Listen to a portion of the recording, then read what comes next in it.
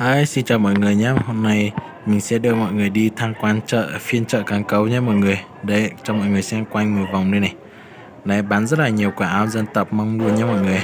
Đây là phiên chợ ở Cán Cấu. Bây giờ mình đang vào tham quan cái khu ăn phở và cái khu bán rượu nhé mọi người.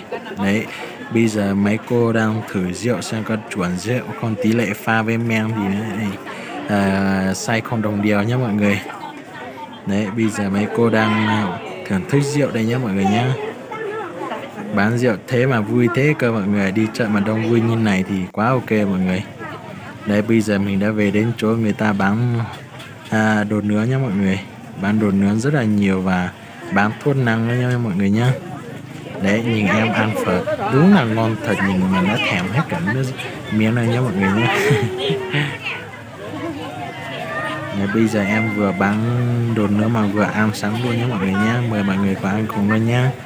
Để em ăn trong ngon chưa? Người đã xin là ăn mà còn ngon thế kia mà lại ai mà chẳng nhìn chứ mọi người nhỉ.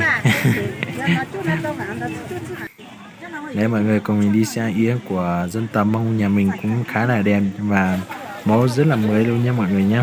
Đấy, đồ nướng trông thế mà ngon cực kỳ và hấp dẫn luôn mọi người nha. Đấy, mình đã đưa mọi người đi xem quanh một vòng rồi, bây giờ mình đi ra ngoài đường chuẩn bị về nhé mọi người. Đấy, ở đây là đầu đường mình chuẩn bị về nhá. Mình đi qua một tẹo nữa là về đến xe là mình về nhé mọi người nhé. Đấy, bây giờ mọi người xem quanh hai biển hẹn đường mà người ta bán rất là nhiều đồ đạc luôn.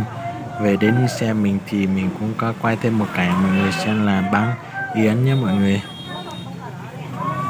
Đấy, chuẩn bị về mà lại có hai cô em cô Na xinh đẹp thế đi qua lại chẳng muốn về nhé mọi người nhé. Đấy, bây giờ bà con chuẩn bị về nhà nhé mọi người nhé. Hẹn mọi người